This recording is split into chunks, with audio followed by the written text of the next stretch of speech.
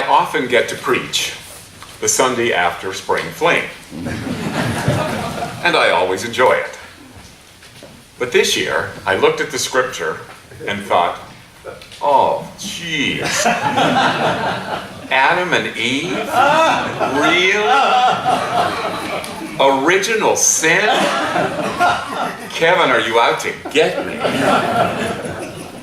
Then I show up last Sunday, and we have amazing music, and Steve preached one of the more incredible sermons of a lifetime. And I thought, oh, what an act to follow with original sin. But I rarely shy away from a challenge. So I sat down and said, gotta preach something, let's go for it. So I thought, oh, to be God for a day. It's a thought that's been rhetorically pondered by humanity for centuries. Throughout our history, poetry, music, and cinema have begged the question that still ruminates in our anxious minds. What would you do if you were God for a day? I'm sure some of you are nearly as old as I am, and you might remember Queen for a day.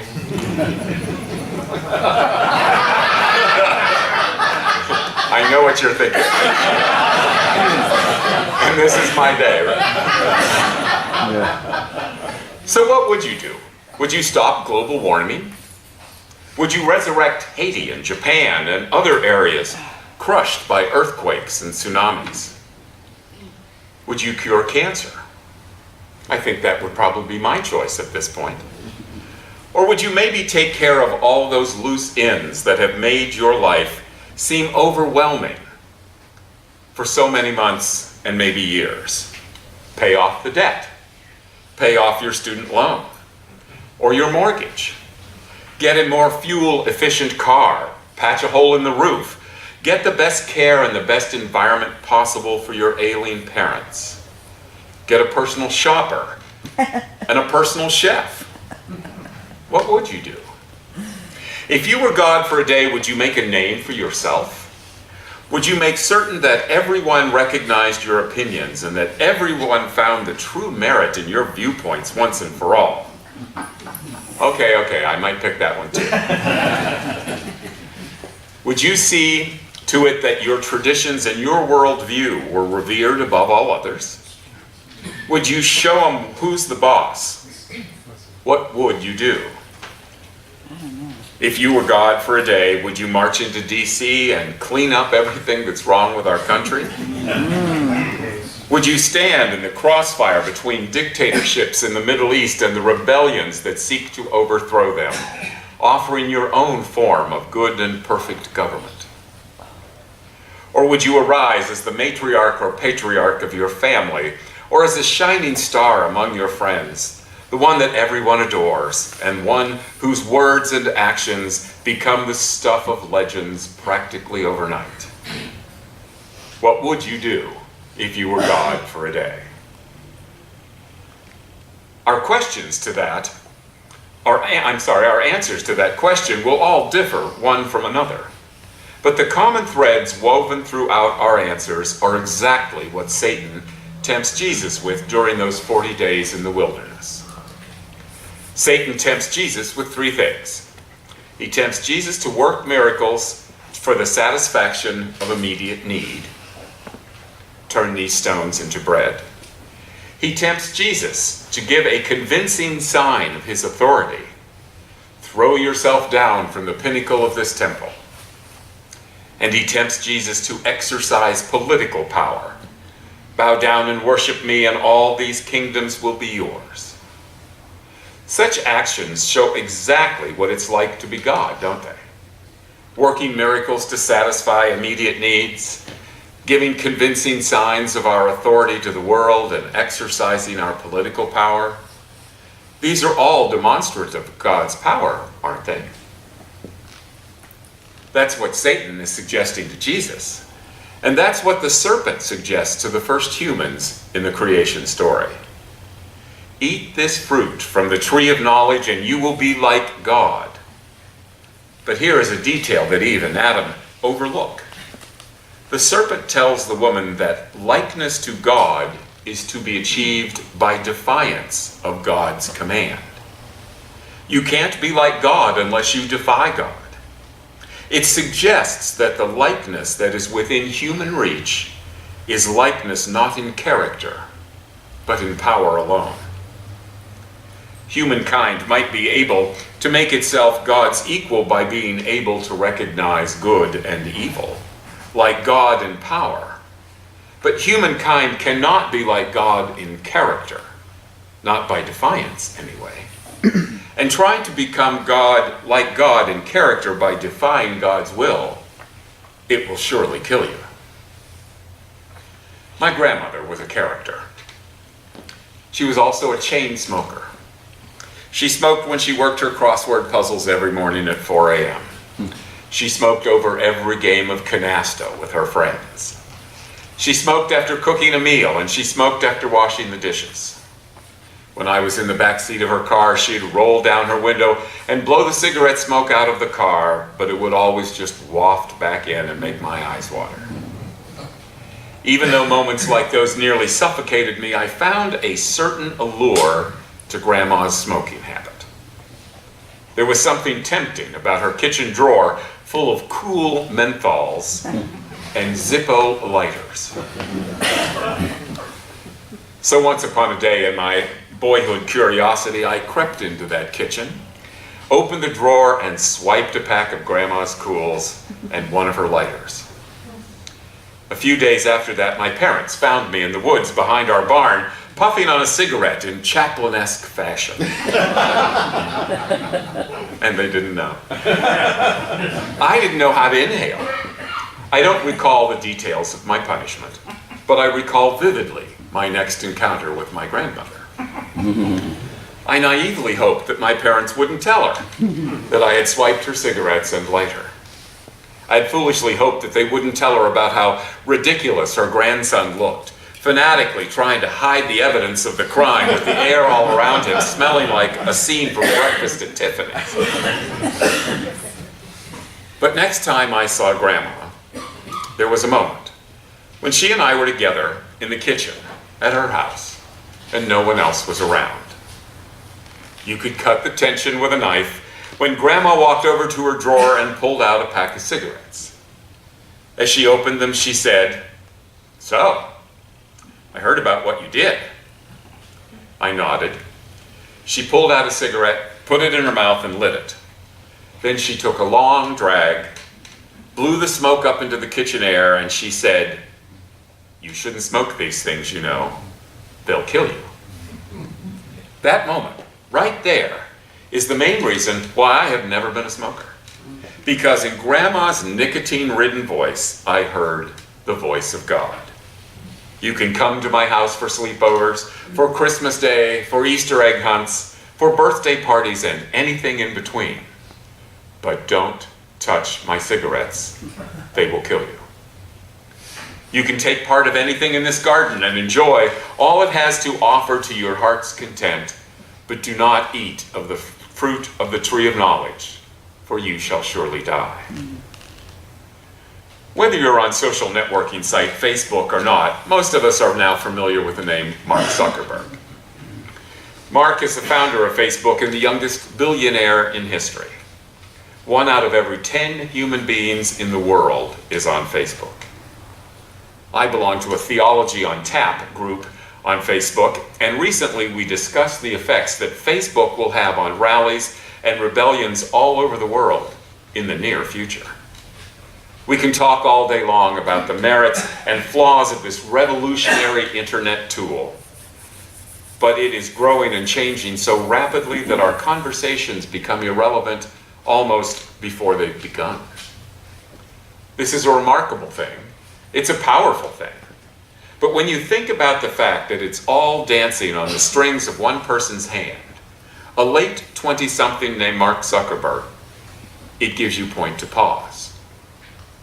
I saw a documentary about Facebook on MSNBC. In the interview, Zuckerberg talked about how he studies the Chinese language 1 hour every day. He does this because China has yet to allow Facebook to infiltrate its country. And Zuckerberg thinks that if he can't talk the talk, he'll never be able to walk the walk and do business with China. He's a driven guy. He's an inspiring guy. He's a powerful guy. And I don't mean for this sermon to speak ill of him. There are plenty of mediums out there that do that now, including his own invention, Facebook. But we might ask, with all that power at his fingertips, does he have the character it takes to wield it? With all this power at our fingertips, do we have the character to be good stewards of it? Or are we curious children in the woods with kindling and dry brush all around, trying to light a cigarette? We humans are powerful people, and in particular, we Westerns are powerful human beings. We have the power to make and utilize weapons, from handgun to nuclear arsenals. We have the power to fight wars in different countries simultaneously. We have the power to assist various regions of the world in their time of need, be it from famine, or the spread of HIV, or genocide, or natural disasters. We have the power to drill for oil.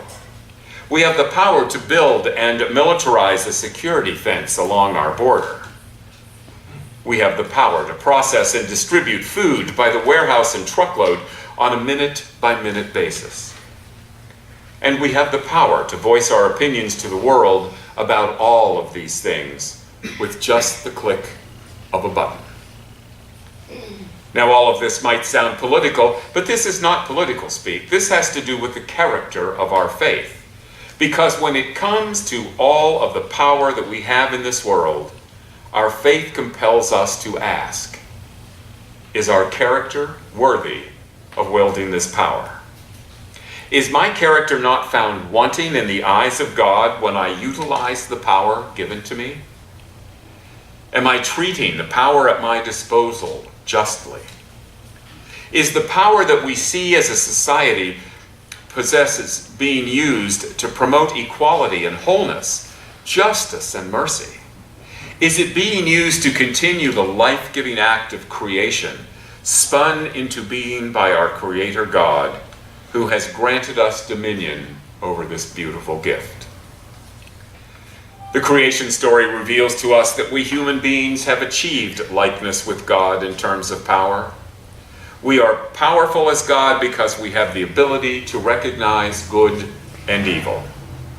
But on this first Sunday in Lent, a day that is about setting aside all obstacles and hindrances that keep us from following our Christ to the cross and the empty tomb on Easter morning, we need to also recognize the difference between the power we possess and the power of God. Humankind's power is characterized by money. That is the mightiest religion of all, after all. Humankind's power is characterized by money, and God's power is characterized by righteousness. The season of Lent is about getting in touch with the character of God, and what does God's character look like? What does God's character of righteousness look like? A righteous person does not live on bread alone, says Jesus, but on every word that comes from the mouth of God. A righteous person does not put to the test, says Jesus. A righteous person worships and serves God only, says Jesus.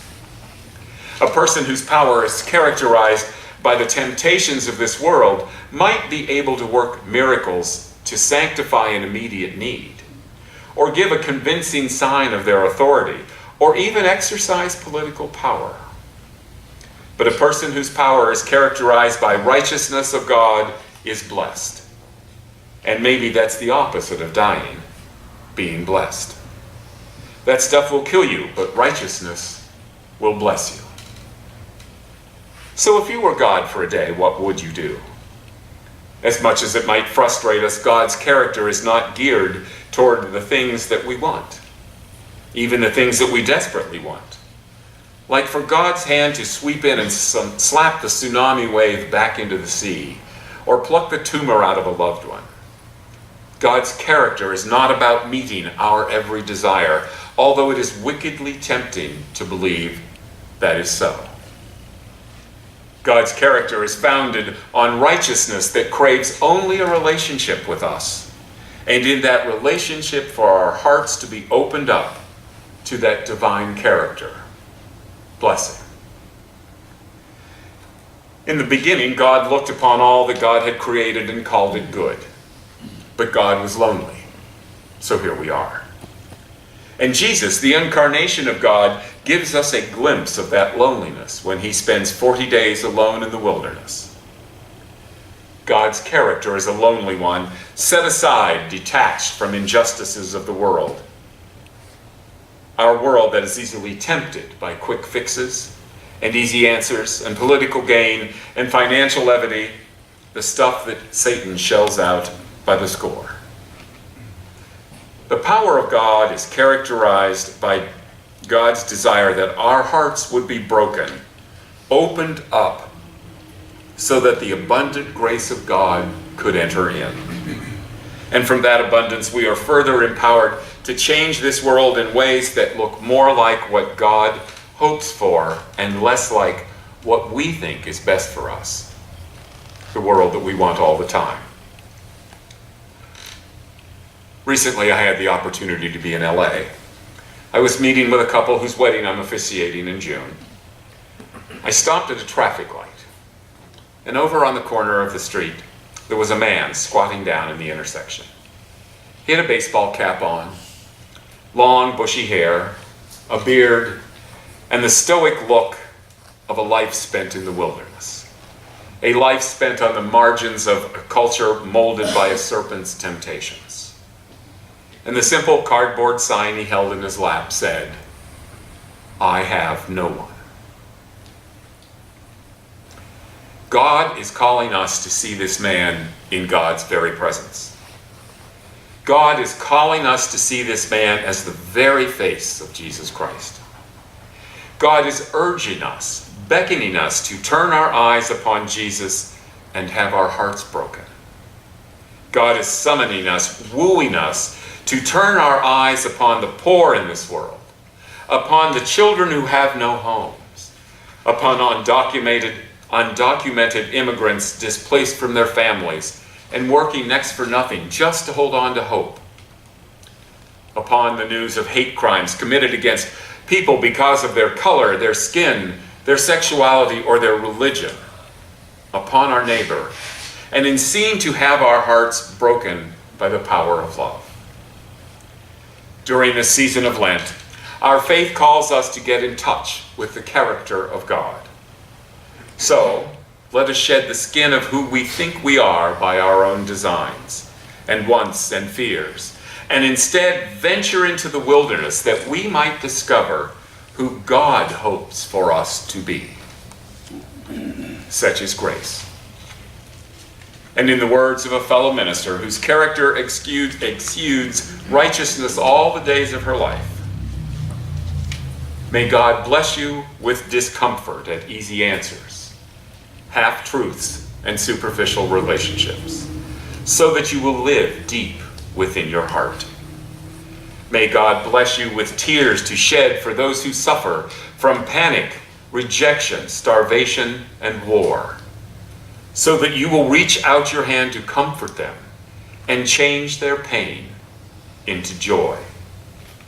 And may God bless you with the foolishness to think that you can make a difference in the world, so that you will do things which others tell you cannot be done.